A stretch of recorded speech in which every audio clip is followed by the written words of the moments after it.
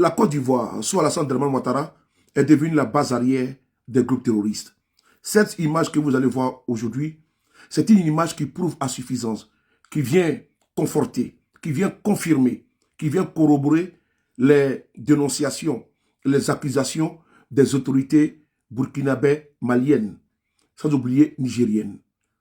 Comment comprendre que les terroristes qui attaquent le Burkina Faso traversent le fleuve Comoé tranquillement et ils se baladent en Côte d'Ivoire sans être inquiétés? Les soldats burkinabés ne peuvent pas réagir. Parce que s'ils réagissent, ils peuvent, des balles peuvent toucher des soldats ivoiriens. Regardez cette vidéo.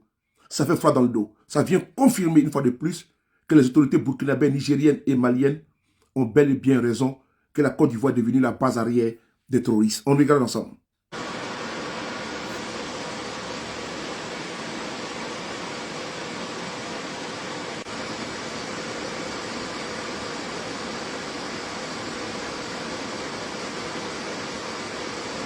Une fois le fleuve traversé sur l'autre rive et se sentant en sécurité, on peut voir un des criminels ouvrir le feu dans la direction de nos hommes qui, faisant preuve de retenue et de professionnalisme, se sont abstenus de riposter au risque de toucher une position éventuelle des forces ivoiriennes.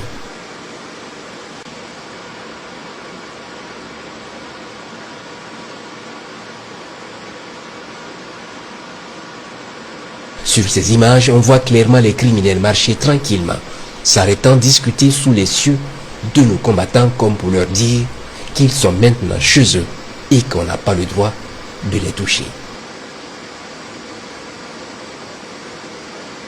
Regardez vous-même. C'est terrible. Ils marchent tranquillement. Ils sont en territoire ivoirien. Voilà.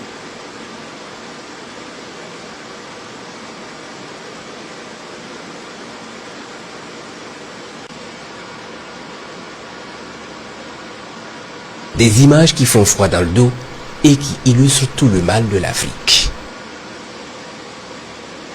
Des images qui font froid dans le dos. Des terroristes qui sont pourchassés par les forces de défense et de sécurité, les vaillants combattants du Burkina Faso.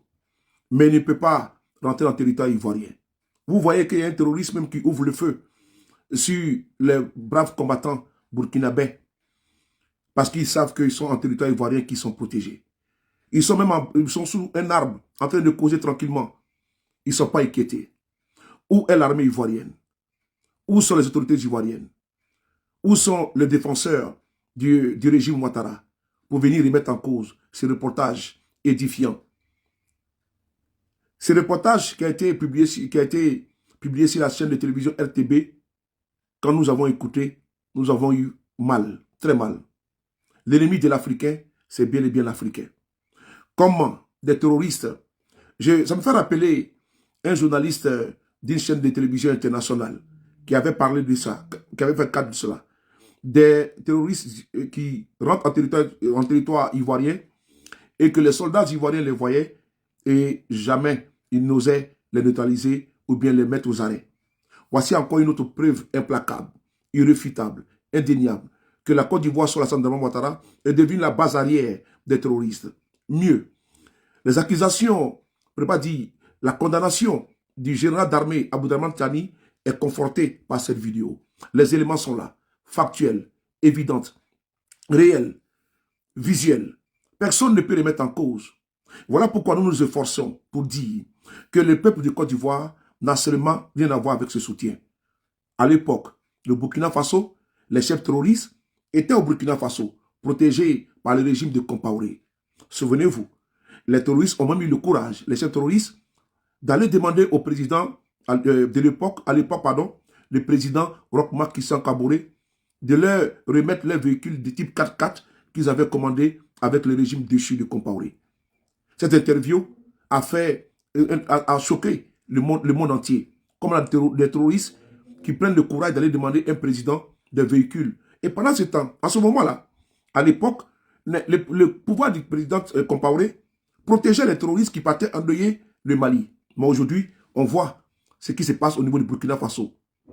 Et la Côte d'Ivoire aujourd'hui, sur Alassane Ouattara, est devenue la base arrière, la zone de repli des terroristes qu'en le Burkina Faso.